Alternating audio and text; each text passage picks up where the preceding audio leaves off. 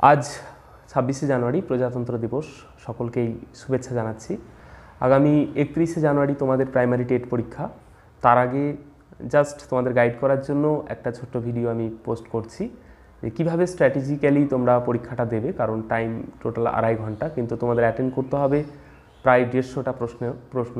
সেক্ষেত্রে তোমরা কিভাবে এগোবে, টাইম ম্যানেজমেন্ট করবে, সেটা কিন্তু খুবই ফ্যাক্টর।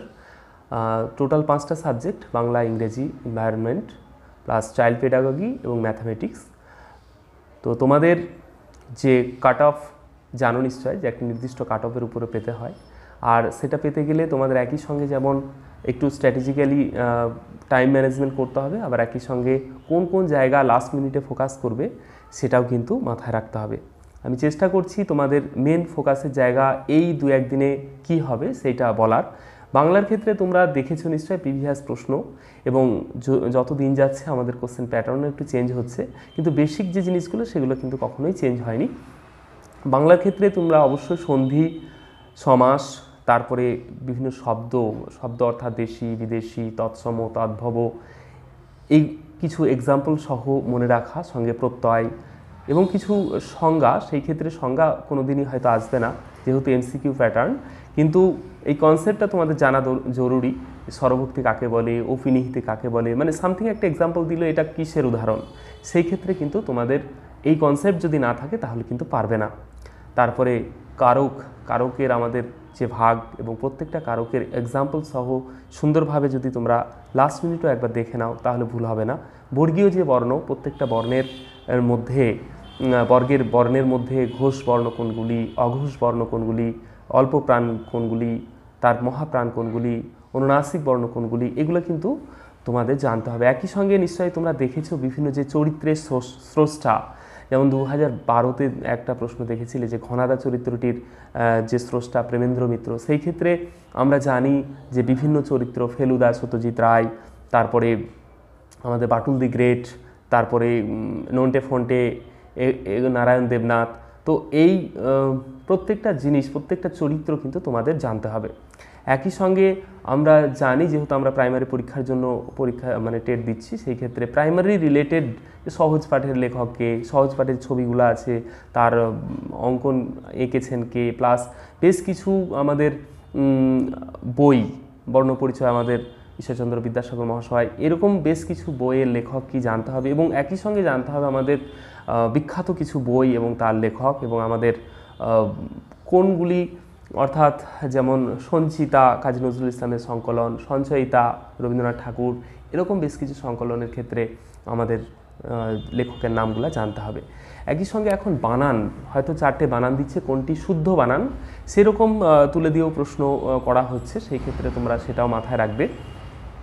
তার পরবর্তীতে আমি ম্যাথামেটিক্সের ক্ষেত্রে চলে আসছি। ম্যাথামেটিক্সের ক্ষেত্রে জানো নিশ্চয় যে আমরা সাধারণত যে ট্রেন্ডের সঙ্গে যুক্ত, অর্থাৎ পাটিগণিত থেকে ম্যাক্সিমাম অঙ্ক আসার কথা, কিন্তু তোমরা বিগত বছরগুলোতে দেখেছো যে এখানে কিন্তু বীজগণিতের যে বেসিক কনসেপ্ট সেখান থেকেও কিছু প্রশ্ন আসছে, এবং তোমার পরিমিতি থেকেও আমরা দেখেছি বেশ কিছু প্রশ্ন আসছে। এবার পাটিগণিতের ক্ষেত্রে মেনলি সংখ্যা তত্ত্ব, নাম্বার সিস্টেম থেকে যে অঙ্কগুলো বেসিক্যালি আসছে সেটা হচ্ছে সিম্পলিফিকেশন, অর্থাৎ সরল অঙ্ক এবং এককের অঙ্ক নির্ণয়। এই ব্যাপারটা কিন্তু আমি তোমাদেরকে কয়েকটা দেখিয়ে দেওয়ার চেষ্টা করছি একটু পরেই। আর ভগ্নাংশের অঙ্ক ছোট থেকে বড়, হয়তো কটা ভগ্নাংশ দেওয়া আছে, কোনটা সবচেয়ে ছোট বা কোনটা সবচেয়ে বড়, এরকম প্রশ্ন আসছে। তারপর সূচক থেকে কিছু প্রশ্ন আসছে, এক্সের হয়তো সামথিং x⁻³ ইকুয়াল টু হয়তো সামথিং 27 দিল, সেই ক্ষেত্রে এক্সের ভ্যালু কত, বা এই টাইপের আরও হয়তো একটু জটিল অঙ্ক, সেগুলো কিন্তু তোমরা একটু দেখে যাবে। করণী থেকে অঙ্ক আসছে, ওটাও দেখবে। বীজগণিতের বেসিক কনসেপ্ট, কিছু ফর্মুলা, বেসিক যে ফর্মুলা সেগুলো তোমরা একবার দেখে যাবে, কারণ সেই ফর্মুলা অ্যাপ্লাই করেই সেই অঙ্কগুলা আসছে। আর আরও দেখেছি আমরা বীজগণিতের ক্ষেত্রে একঘাত সমীকরণ, দ্বিঘাত সমীকরণ। 2012 সালে আমরা দেখেছিলাম যে লিমিট থেকে একটা প্রশ্ন দিয়েছিল, সেটা যদি এক্সেপশনাল, লিমিট থেকে প্রশ্ন হয়তো সেই রকম আসবে না, বাট দ্বিঘাত সমীকরণটা কিন্তু আমাদের সিলেবাসের মধ্যেই, এবং সেই ক্ষেত্রে তোমরা ভালো করে দেখে যাবে। শ্রীধর আচার্যের যে ফর্মুলা দিয়ে আমরা এক্সের ভ্যালু বীজ নির্ণয় করি, দ্বিঘাতের ক্ষেত্রে দুটো ঘাত হয়, মানে দুটো এক্সের দুটো ভ্যালু বার হয় আলটিমেট। তো পরবর্তীতে আমরা যে জিনিসগুলো যেগুলো থেকে প্রত্যেকবারই প্রশ্ন এসছে, অনুপাত, সমানুপাত, এবং গড়, শতকরা হার কত, লাভ ক্ষতি, ওয়ার্ক অ্যান্ড টাইম, তারপরে সিম্পল ইন্টারেস্ট এবং এমনকি কমপ্লেক্স ইন্টারেস্ট থেকেও কিছু প্রশ্ন আসছে। তারপরে আমরা জানি যে অংশীদারিত্ব থেকে প্রশ্ন আসছে, টাইম ডিস্টেন্স থেকে কিছু প্রশ্ন আসছে, মিশ্রণ থেকেও দিচ্ছে এবং পিতা পুত্রের এই বয়স নির্ণয় থেকেও দু একটা প্রবলেম আসছে। তোমরা লাস্ট মিনিটে এগুলো অবশ্যই বেশ কিছু কয়েকটা এক্সাম্পল একটু প্র্যাকটিস করে যাবে, দেখবে কোনো সমস্যা হবে না।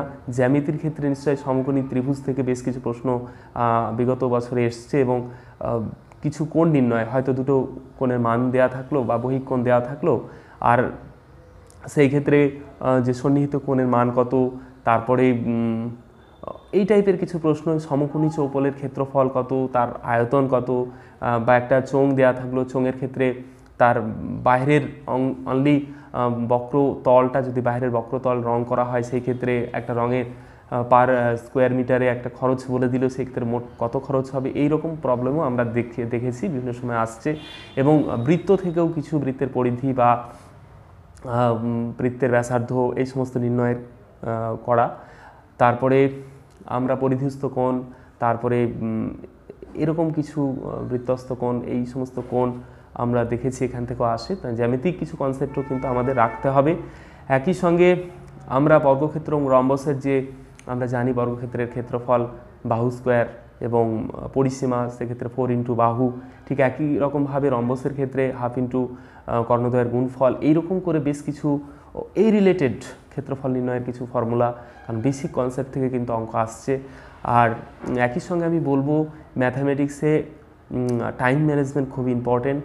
অবশ্যই একটা অঙ্ক করতে গিয়ে অযথা টাইম নয়, ইনকেস কোনো কারণে হয়তো হচ্ছে না, ফর্মুলা মনে পড়ছে না, তাহলে কিন্তু সেইটা নিয়ে বসে থেকো না, অবশ্যই তোমরা পরবর্তীতে চলে যাবে। কারণ একই সঙ্গে সব প্রশ্ন তোমাদের কভার করতে হবে, কারণ হয়তো তুমি একটা তে বেশি টাইম দেওয়ার ফলে পরবর্তীতে একটা সহজ প্রশ্ন দেখতে পেলে না, ফলে সেটা বাদ রেখেই তোমাকে পরীক্ষার হল থেকে বার হতে হলো, এটা কখনোই করবে না। প্ল্যানিং করে নেবে। অনেকের প্রথমেই বাংলা পছন্দ, সে বাংলা থেকে শুরু করবে। অনেকের ইভিএস এনভায়রনমেন্ট পছন্দ, সেক্ষেত্রে সেখান থেকে শুরু করতে পারো।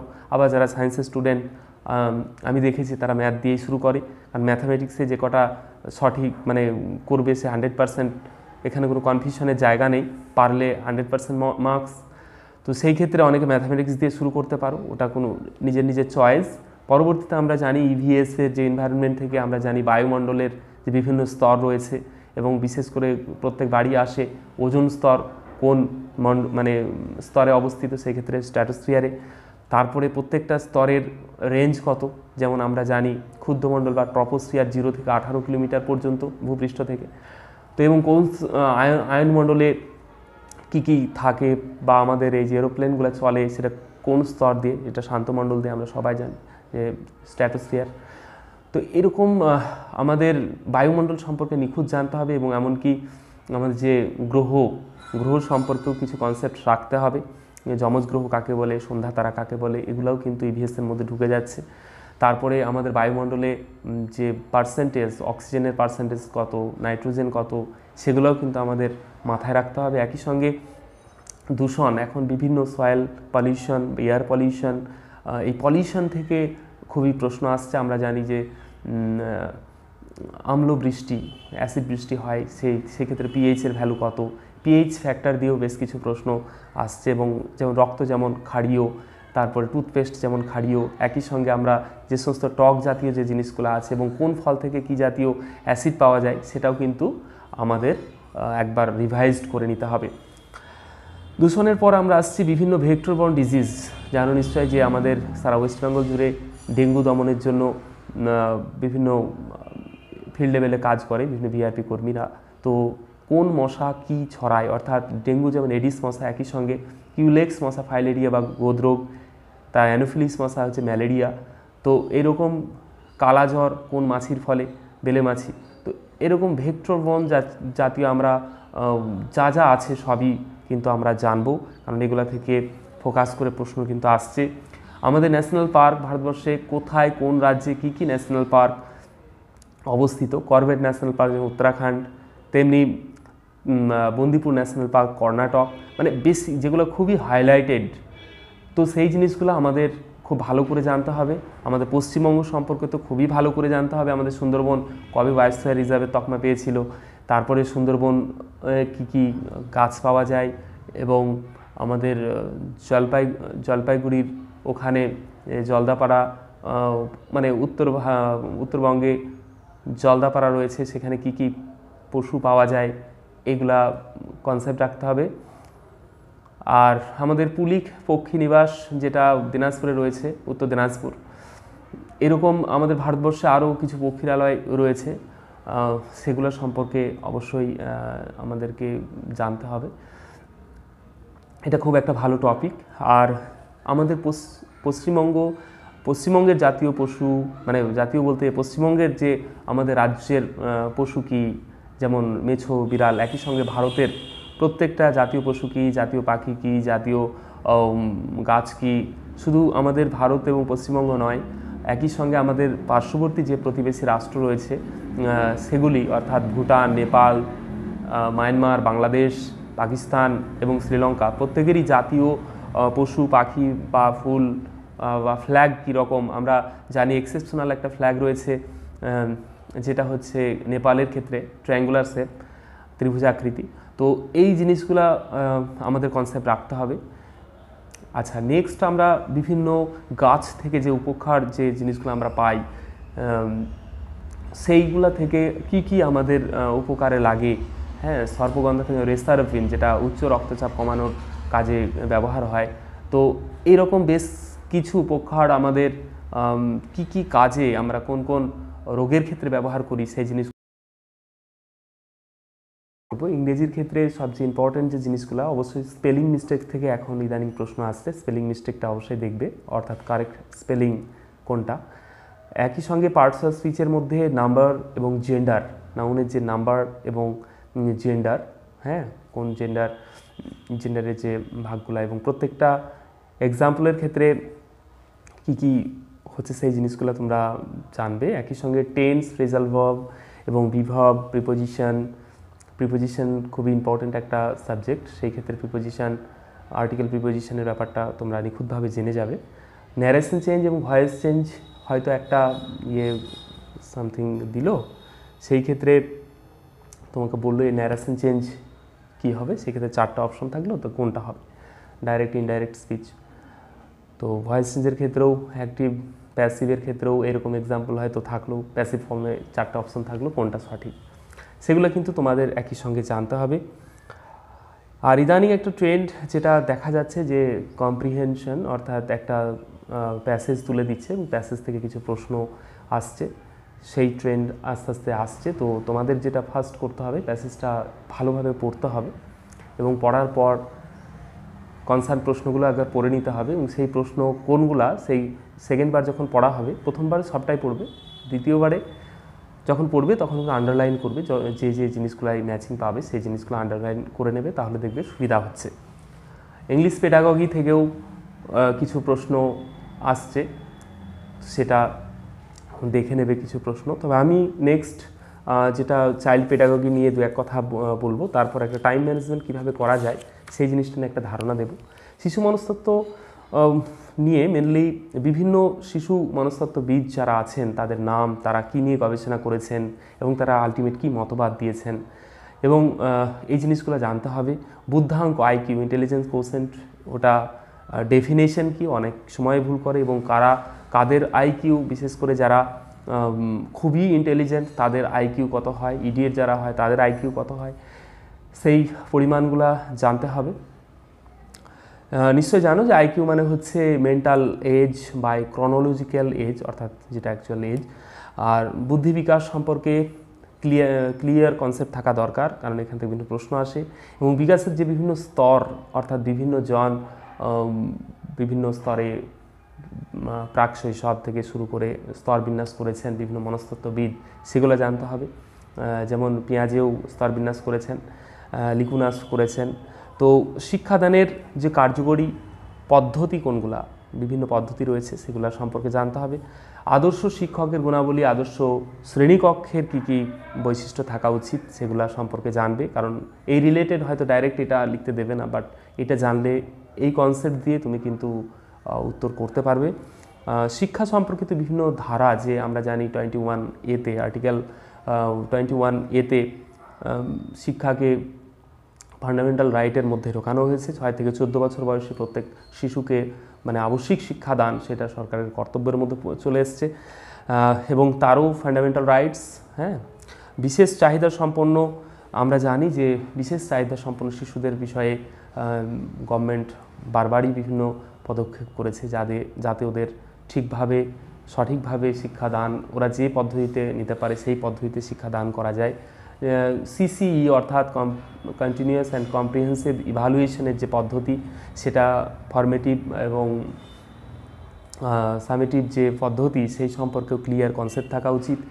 এবং আমাদের লেভেলে বর্তমানে প্রাইমারি সেকশানে বিভিন্ন বই রয়েছে, যেমন প্রি প্রাইমারি সেকশানে কুটুম কাটুম, বা ক্লাস 1-এ আমরা জানি যে আমার বই, ক্লাস 2-এ আমার বই সঙ্গে সহজ পাঠ, তারপরে ক্লাস 3-তে গিয়ে আবার বিভিন্ন রকম বই রয়েছে, যেমন আমার গণিত, ওদিকে পাতাবাহার বাংলা বোধ হয়, তারপর বাটারফ্লাই সঙ্গে আবার উইংস বলে একটা যোগ হয়েছে। তো প্রত্যেকটা বইয়ের সম্পর্কে কনসেপ্ট রাখবে, বলা যায় না কি থেকে কি কোথা থেকে কি প্রশ্ন আসবে। তো নেক্সট পরবর্তীতে আমি আসবো যে পিতামাতার ভূমিকা কি হওয়া উচিত সেটা অবশ্যই জানবে। বিভিন্ন কিন্ডারগার্টেন স্কুল, মন্তেসরি যে প্রতিষ্ঠাতা, কিন্ডারগার্টেন যেমন ফ্রয়েবেল, এরকম কে কোন কনসেপ্টের প্রতিষ্ঠাতা, শিশুদের শেখার অসুবিধাগুলো কী কী, অ্যাকচুয়ালি এইগুলো যদি আমরা ডিটেলসে জেনে থাকি তাহলে আমাদের প্রশ্ন আনসার করতে সুবিধা হয়। শিশুকেন্দ্রিক শিক্ষা, বর্তমানে আমরা জানি যে চাইল্ড সেন্ট্রিক যে এডুকেশন, সেটা আগে ছিল টিচার কেন্দ্রিক, অর্থাৎ শিশুর কোনো সমস্যা হলে যেমন শিক্ষকের পাশে যেত, এখন শিক্ষকের কাছে যেত, এখন কিন্তু ব্যাপারটা তা না। তো সেই সম্পর্কে জানতে হবে। আমাদের কিছু শিক্ষা রিলেটেড যে স্কিম রয়েছে সেন্ট্রাল গভর্নমেন্ট বা ওয়েস্ট বেঙ্গল গভর্নমেন্টের, সেই স্কিম সম্পর্কেও ওভারঅল হয়তো এনভায়রনমেন্টের মধ্যে ঢুকিয়ে দিতে পারে যে স্কিম রয়েছে। যেমন আমাদের আগে ছিল সেন্ট্রাল গভর্নমেন্টের অপারেশন ব্ল্যাকবোর্ড বা সর্বশিক্ষা অভিযান, এর প্রতিষ্ঠা কবে হয় বা এর ফাংশন কী কী, এর হওয়ার ফলে কী কী আলটিমেট আমাদের সুবিধা হয়েছে, কনসেপ্টগুলো মোটামুটি ক্লিয়ার রাখবে। এবার পরবর্তীতে আমি একটা টাইম ম্যানেজমেন্ট নিয়ে বলছি। আমাদের টোটাল 2.5 ঘন্টার সময়, 2.5 ঘন্টা মানে টোটাল আমি যদি মিনিট দিয়ে হিসাব করি তাহলে 150 মিনিট, আর আমাদের টোটাল প্রশ্নও থাকবে 150টা। আমাদেরকে দেখতে হবে ইংলিশের ক্ষেত্রে যদি কম্প্রিহেনশন এসে থাকে, প্যাসেজ এসে থাকে, তাহলে প্যাসেজটা পড়তে কিন্তু একটা সময় লাগার কথা। তো সেই জিনিসটা মাথায় রেখে আবার একই সঙ্গে এটাও জানো যে প্রত্যেক, বিশেষ করে ম্যাথসের ক্ষেত্রে 30টা ম্যাথ থাকবে। আমি যদি প্রত্যেকটা ম্যাথসে 1 মিনিট করে ধরি তাহলে ওখানে 30 মিনিট, কারণ আমাকে তো চেষ্টা তো করতেই হবে, তবে 1 মিনিটের আগেই যাতে করে দিতে পারো সেটা মাথায় রাখতে হবে। তবে সায়েন্স তো এই জিনিসটা মাথায় রাখতে হবে। আর এটাও মাথায় রাখতে হবে যে 150 মিনিট মানে প্রত্যেকটার জন্য কিন্তু 1 মিনিট নয়, কারণ আমাদের এইটা আনসার করার পর সেটা ওএমআর সিট যেটা আছে সেই ওএমআর সিটে আমাদেরকে সেটা আলটিমেট ইনপুট করতে হবে। তো এই ইনপুট করার জন্য তোমাদেরকে আমি একটা সাজেস্ট করব যে একটু বড় রিফিলের যে পেনগুলো মার্কেটে পাওয়া যায়, এই টাইপের কোনো একটা পেন নিতে পারো, যার বিশেষ করে এটা বেশি মোটা আছে, মানে অল্প সার্কেলে হালকা তুমি ঘষলেই তাড়াতাড়ি করতে পারো, এরকম কোনো একটা পেন নিয়ে নেবে যেখানে আর বেশি, এটার অ্যাকচুয়ালি পেনটার নাম কি, সেলো, এর একটা নির্দিষ্ট সাইজ আছে 0.5 বা সামথিং কিছু, তা তোমরা দেখে নেবে। Particularly OMR sheet fill up করার জন্যই আলাদা একটা পেন তোমরা কালেক্ট করে নেবে এবং সেটা মাথায় রাখবে। আবার নিশ্চয় জানো যে এরই মিডিলে তোমাদের মানে সিগনেচার বা কিছু অফিসিয়াল কিছু কাজকর্ম বলতে সিগনেচার করতে হতে পারে বা কোথাও মানে কিছু লেখালেখি, সেখানে হয়তো 2 মিনিট চলে যেতে পারে। সেই ওভারঅল ব্যাপারটা মাথায় রেখে আবার লাস্টে ওমের সিটেও তোমাকে ওটা আলটিমেট তুলতে হবে। সেই হিসাবে কিন্তু তুমি টাইম কিন্তু 40 সেকেন্ডের বেশি কখনোই পাবে না একটা প্রশ্ন পিছু। সেই জন্য স্ট্র্যাটেজিক্যালি তোমরা একটা ফিক্সড করবে যে কিভাবে করবে। আবার প্যাসেজ যদি দেয় প্যাসেজটা পড়তে হবে, তাহলে সব মিলিয়ে ম্যাথসের ক্ষেত্রে তোমরা এটা কিন্তু একটা টাইমেরও পরীক্ষা, শুধু জানার পরীক্ষা নয়। সেজন্য প্রথম থেকে মাথায় রাখবে যে আমাদের প্রত্যেকটা প্রশ্ন যেন আমি পড়তে পারি, সেটা যেমন মানে মাথায় রাখতে হবে। কারণ কোনো একটা কারণে তুমি হয়তো একটা কঠিন অঙ্কে বেশি টাইম দেওয়ার ফলে একদম শেষে একটা একদম সহজ জিনিস তুমি ছেড়ে চলে আসলে আফসোসের শেষ থাকবে না। সেই জন্য তোমাদের টার্গেট থাকতে হবে 150টা প্রশ্নই আমি দেখব। এবং একই সঙ্গে এটাও মাথায় রাখতে হবে যে অঙ্ক, বিশেষ করে অঙ্কগুলা যত ইনকেস খুব বেশি কনফিউশন হলে সেটা এড়িয়ে নেক্সট দিয়ে যাওয়াটাই বেটার। তবে অঙ্কে ফুল মার্কস, অতএব যারা অঙ্কে ভালো তাদের, বা ভালো অ্যাকচুয়ালি হতে হয়, এইখানে সায়েন্স আর্টস বলে কিছু নয়, অঙ্ক প্র্যাকটিস করলেই ভালো হওয়া যায়। তো আমি যদি পারি হয়তো খুব আজকেই একটা ম্যাথসের ভিডিও আমি দেওয়ার চেষ্টা করছি। সকলকে ধন্যবাদ, ভালো করে পরীক্ষা দাও, বেস্ট অফ লাক, ধন্যবাদ।